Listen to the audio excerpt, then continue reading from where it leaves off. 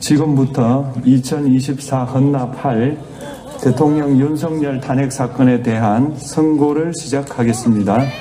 먼저 적법 요건에 관하여 살펴보겠습니다. 이 사건 계엄 선포가 사법심사의 대상이 되는지에 관하여 보겠습니다. 고위공직 헌법 질서를 수호하고자 하는 탄핵 심판의 취지를 고려하면 이 사건 계엄 선포가 고도의 정치적 결단을 요하는 행위라 하더라도 그 헌법 및 법률 위반 여부를 심사할 수 있습니다. 국회 법사의 조사 없이 이 사건 탄핵 소추안을 의결한 점에 대하여 보겠습니다. 헌법은 국회의 소추 절차를 입법에 맡기고 있고 통신의 상황이 원활할 것 같습니다. 조사가 없었다고 하여 탄핵 소추 의결이 부적법하다고 볼 수 없습니다. 왜 정기회 회기에 투표 불성립되었지만 이 사건 탄핵 소추안은 제419회 임시회 회기 중에 발의되었으므로 일상 회기에도 탄핵 소추안의 발의 횟수를 제한하는 입법이 필요하다는 재판관 정형식의 보충 의견이 있습니다. 이 사건 계엄이 단시간 안에 해제되었고 이로 인한 피해가 발생하지 않았으므로 보호이익이 헌결되었는지 여부에 대해서 보겠습니다. 이 사건 계엄이 해제되었다고 하더라도 이 사건 계엄으로 인하여 이 사건 탄핵 사유는 이미 발생하였으므로 심판에 없습니다. 소추 의결서에서 내란죄 등 형법 위반 행위로 구성하였던 것을 탄핵 심판 청구 이후에 헌법 위반 행위로 포섭하여 주장한 점에 대하여 보겠습니다. 기본적 사실관계는 동일하게 유지하면서 적용 법조문을 철회, 변경하는 것은 소추사유의 철회, 변경에 해당하지 않으므로 특별한 절차를 거치지 않더라도 허용됩니다. 피청구인은 소추사유의 뇌란죄 관련 부분 이 사건 탄핵 소추안의 의결 과정이 적법하고 피소추자의 헌법 또는 법률 위반 법칙을 완화하여 적용할 수 있다는 제도를 위반하였는지 피청구인의 법 사변 또는 사 및 예산사 탄핵 소추 사유의 위헌 위법성에 대중이었습니다. 피청구인이 야당이 일방적으로 통과시켜 문제가 있다고 주장하는 법률안들은 되지 않은 상태였습니다. 2025년도 예산안은 2024년 예산을 집행하고 있었던 이 사건 계엄 선포 당시 상황에 어떠한 영향을 미칠 수 없고 위 예산안에 대하여 국회 예결특위의 의결이 있었을 뿐 본회의의 의결이 있었던 것도 아닙니다. 따라서 국회의 탄핵소추, 입법, 예산안 심의 등의 권한 행사가 이 사건 계엄 선포 당시 중대한 위기 상황을 현실적으로 발생시켰 없습니다. 피청구인은 취하였다고 발표하여도 피청구인의 판단을 객관적으로 정당화할 수 있을 정도의 위기 상황이 이 사건 계엄 선포 당시 존재하였다고 볼 수 없습니다. 헌법과 계엄법은 비상계엄 선포의 실체적 요건으로 병력으로서 군사상의 필요에 응하거나 공공의 안정질서를 유지할 필요와 목적이 있을 것을 요구하고 있습니다. 그런데 피청구인이 주장하는 국회의 권한 행사로 인한 국정마비 상태나 부정선거 의혹은 정치적, 제도적, 사법적 수단을 통하여 해결하여야 할 문제이지 병력을 동원하여 해결할 수 있는 것이 아닙니다. 피청구인은 이 사건 계엄이 야당의 전횡과 국정위기 상황을 국민에게 알리기 위한 경고성 계엄 또는 호소형 계엄이라고 주장하지만 이는 계엄법이 정한 계엄 선포의 목적이 아닙니다. 또한 피청구인은 계엄 선포에 그치지 아니하고 군경을 동원하여 국회의 권한 행사를 방해하는 등의 헌법 및 법률 위반 행위로 나아갔으므로 경고성 또는 호소형 계엄이라는 피청구인의 주장을 받아들일 수 없습니다. 그렇다면 이 사건 계엄 선포는 비상계엄 선포의 실체적 요건을 위반한 것입니다. 다음으로 이 사건 계엄 선포가 절차적 요건을 준수하였는지에 관하여 보겠습니다. 계엄 선포 및 계엄사령관 임명은 국무회의의 심의를 거쳐야 합니다. 피청구인이 이 사건 계엄을 선포하기 직전에 국무총리 및 9명의 국무위원에게 계엄 선포의 취지를 간략히 설명한 사실은 인정됩니다. 그러나 피청구인은 계엄사령관 등 이 사건 계엄의 구체적인 내용을 설명하지 않았고 다른 구성원들에게 의견을 진술할 기회를 부여하지 않은 점을 고려하면 이 사건 계엄 선포에 관한 심의가 이루어졌다고 보기도 어렵습니다. 그 외에도 피청구인은 국무총리와 관계 국무위원이 비상계엄 선포문에 부서하지 않았음에도 이 사건 계엄을 선포하였고 그 시행 일시, 시행 지역 및 계엄사령관을 공고하지 않았으며 지체 없이 국회에 통고하지도 않았으므로 헌법 및 계엄법이 정한 비상계엄 선포의 절차적 요건을 위반하였습니다. 2. 국회에 대한 군경 투입에 관하여 보겠습니다. 피청구인은 국방부 장관에게 국회에 군대를 투입할 것을 지시하였습니다. 이에 군인들은 헬기 등을 이용하여 국회 경내로 진입하였고 일부는 유리창을 깨고 공간 내부로 들어가기도 하였습니다. 피청구인은 육군 특수전 사령관 등에게 의결 정족수가 채워지지 않은 것 같으니 문을 부수고 들어가서 안에 있는 인원들을 끄집어내라 는 등의 지시를 하였습니다. 또한 피청구인은 경찰청장에게 계엄사령관을 통하여 이 사건 포고령의 내용을 알려주고 직접 6차례 전화를 하기도 하였습니다. 이에 경찰청장은 국회 출입을 전면 차단하도록 하였습니다. 이로 인하여 국회로 모이고 있던 국회의원들 중 일부는 담장을 넘어가야 했거나 아예 들어가지 못하였습니다. 한편 국방부 장관은 필요시 체포할 목적으로 국군 방첩사령관에게 국회의장, 각 정당 대표 등 14명의 위치를 확인하라고 지시하였습니다. 피청구인은 국가정보원 1차장에게 전화하여 국군 방첩사령부를 지원하라고 하였고 국군 방첩사령관은 국가정보원 1차장에게 위 사람들에 대한 위치 확인을 요청하였습니다. 이와 같이 피청구인은 군경을 투입하여 국회의원의 국회 출입을 통제하는 한편 이들을 끌어내라고 지시함으로써 국회의 권한 행사를 방해하였으므로 국회에 계엄 해제 요구권을 부여한 헌법 조항을 위반하였고 국회의원의 심의 표결권, 불체포 특권을 침해하였습니다. 또한 각 정당의 대표 등에 대한 위치 확인 시도에 관여함으로써 정당 활동의 자유를 침해하였습니다. 피청구인은 국회의 권한 행사를 막는 등 정치적 목적으로 병력을 투입함으로써 국가안전보장과 국토방위를 사명으로 하여 나라를 위해 봉사하여 온 군인들이 일반 시민들과 대치하도록 만들었습니다. 이에 피청구인은 국군의 정치적 중립성을 침해하고 헌법에 따른 국군 통수 의무를 위반하였습니다. 3. 이 사건 포고령 발령에 관하여 보겠습니다. 피청구인은 이 사건 포고령을 통하여 국회, 지방의회, 정당의 활동을 금지함으로써 국회에 계엄해제 요구권을 부여한 헌법조항, 정당제도를 규정한 헌법조항, 대의민주주의 권력분리 원칙을 위반하였습니다.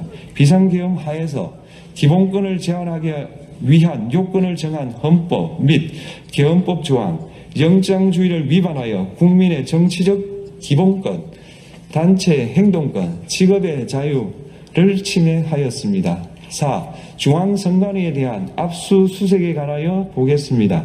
피청구인은 국방부 장관에게 병력을 동원하여 선관위의 전산 시스템을 점검하라고 지시하였습니다. 이에 따라 중앙선관위 청사에 투입된 병력은 출입 통제를 하면서 당직자들의 휴대전화를 압수하고 전산 시스템을 촬영하였습니다. 이는 선관위에 대하여 영장 없이 압수수색을 하도록 하여 영장주의를 위반한 것이자 선관위의 독립성을 침해한 것입니다. 5. 법조인에 대한 위치 확인 시도에 관하여 보겠습니다. 앞서 말씀드린 바와 같이 피청구인은 필요시 체포할 목적으로 행해진 위치 확인 시도에 관여하였는데 그 대상에는 퇴임한 지 얼마 되지 않은 전 대법원장 및 전 대법관도 포함되어 있었습니다. 이는 현직 법관들로 하여금 언제든지 행정부에 의한 체포 대상이 될 수 있다는 압력을 받게 함으로 사법권의 독립을 침해한 것입니다.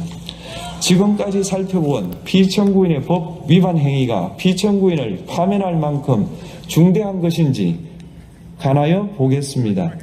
피청구인은 국회와의 대립상을 타개할 목적으로 이 사건 계엄을 선포한 후 군경을 투입시켜 국회의 헌법상 권한 행사를 방해함으로써 국민 주권주의 및 민주주의를 부정하고 병력을 투입시켜 중앙선관위를 압수수색하도록 하는 등 헌법이 정한 통치구조를 무시하였으며 이 사건 포고령을 발령함으로써 국민의 기본권을 광범위하게 침해하였습니다. 이러한 행위는 법치국가 원리와 민주국가 원리의 기본 원칙들을 위반한 것으로 그 자체로 헌법 질서를 침해하고 민주공화정의 안정성에 심각한 위해를 끼쳤습니다. 한편 국회가 신속하게 비상계엄 해제 요구를 결의할 수 있었던 것은 시민들의 저항과 군경의 소극적인 임무 수행 덕분이었으므로 이는 피청구인의 법 위반에 대한 중대성 판단에 영향을 미치지 않습니다. 대통령의 권한은 어디까지나 헌법에 의하여 부여받은 것입니다. 피청구인은 가장 신중히 행사되어야 할 권한인 국가 긴급권을 헌법에서 정한 한계를 벗어나 행사하여 대통령으로서의 권한 행사에 대한 불신을 초래하였습니다. 피청구인이 취임한 이래 야당이 주도하고 이례적으로 많은 탄핵소추로 인하여 여러 고위공직자의 권한 행사가 탄핵 심판 중 정지되었습니다. 2025년도 예산안에 관하여 헌정사상 최초로 국회 예산결산특별위원회에서 정액 없이 감액에 대해서만 야당 단독으로 의결하였습니다. 피청구인이 수립한 주요 정책들은 야당의 반대로 시행될 수 없었고 야당은 정부가 반대하는 법률안들을 일방적으로 통과시켜 피청구인의 제2요구와 국회의 법률안 의결이 반복되기도 하였습니다. 그 과정에서 피청구인은 야당의 전횡으로 국정이 마비되고 국익이 현저히 저해되어 가고 있다고 인식하여 이를 어떻게든 타개하여야만 한다는 막중한 책임감을 느끼게 되었을 것으로 보입니다. 피청구인이 국회의 권한 행사가 권력 남용이라거나 국정 마비를 초래하는 행위라고 판단한 것은 정치적으로 존중되어야 합니다. 그러나 피청구인과 국회 사이에 발생한 대립은 일방의 책임에 속한다고 보기 어렵고 이는 민주주의 원리에 따라 해소되어야 할 정치의 문제입니다. 이에 관한 정치적 견해의 표명이나 공적 의사결정은 헌법상 보장되는 민주주의와 조화될 수 있는 범위에서 이루어져야 합니다. 국회는 소수 의견을 존중하고 정부와의 관계에서 관용 그리고 자제를 전제로 대화와 타협을 통하여 결론을 도출하도록 노력하였어야 합니다. 피청구인 역시 국회의 대표인 국회를 협치의 대상으로 존중하였어야 합니다. 그럼에도 불구하고 피청구인은 국회를 배제의 대상으로 삼았는데 이는 민주정치의 전제를 허무는 것으로 민주주의와 조화된다고 보기 어렵습니다. 피청구인은 국회의 권한 행사가 다수의 횡포라고 판단했다 하더라도 헌법이 예정한 자구책을 통해 견제와 균형이 실현될 수 있도록 하였어야 합니다. 피청구인은 취임한 때로부터 약 2년 후에 치러진 국회의원 선거에서 피청구인이 국정을 주도하도록 국민을 설득할 기회가 있었습니다. 그 결과가 피청구인의 의도에 부합하지 않더라도 야당을 지지한 국민의 의사를 배제하려는 시도를 하여서는 안 되었습니다. 그럼에도 불구하고 피청구인은 헌법과 법률을 위반하여 이 사건 계엄을 선포함으로써 국가 긴급권 남용의 역사를 재현하여 국민을 충격에 빠뜨리고 사회, 경제, 정치, 외교 전 분야의 혼란을 야기하였습니다. 국민 모두의 대통령으로서 자신을 지지하는 국민을 초월하여 사회 공동체를 통합시켜야 할 책무를 위반하였습니다. 군경을 동원하여 국회 등 헌법기관의 권한을 훼손하고 국민의 기본적 인권을 침해함으로써 헌법소의 책무를 저버리고 민주공화국의 주권자인 대한국민의 신임을 중대하게 배반하였습니다. 결국 피청구인의 위법 행위는 국민의 신임을 배반한 것으로 헌법소의 관점에서 용납될 수 없는 중대한 법 위반 행위에 해당합니다. 피청구인의 법 위반 행위가 헌법 질서에 미친 부정적 영향과 파급 효과가 중대하므로 피청구인을 파면함으로써 얻는 헌법소의 이익이 대통령 파면에 따르는 국가적 손실을 압도할 정도로 크다고 인정됩니다. 이에 재판관 전원의 일치된 의견으로 주문을 선고합니다. 탄핵 사건이므로 선고 시각을 확인하겠습니다. 지금 시각은 오전 11시 22분입니다. 주문, 피청구인 대통령 윤석열을 파면한다. 민주주의의 승리입니다. 모두 자리에서 일어나 주십시오. 노래 주십시오. 다 함께 불러보겠습니다. 대한민국은 민주공화국이다. 다 같이 대한민국은 민주공화국이다. 대한민국은 민주공화국이다. 대한민국의 모든 권력은 국민으로부터 나온다. 다 같이 들어오겠습니다. 대한민국은 민주공화국이다. 대한민국은 민주공화국이다. 대한민국의 모든 권력은 국민으로부터 나온다.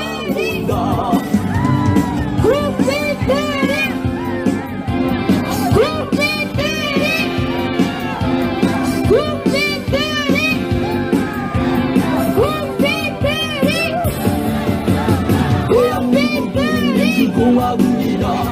대한민국은 민주공화국이다.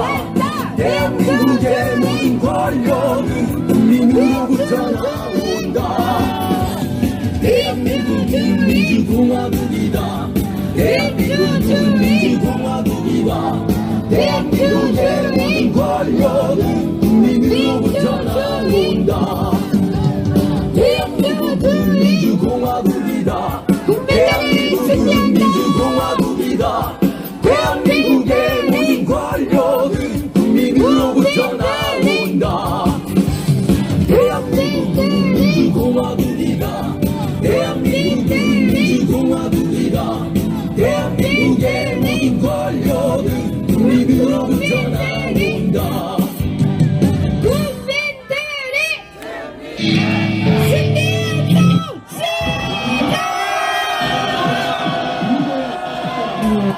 질풍같이 민주주의를 다시 한번 지켜냈습니다. 질풍과도 힘차게 불러보겠습니다.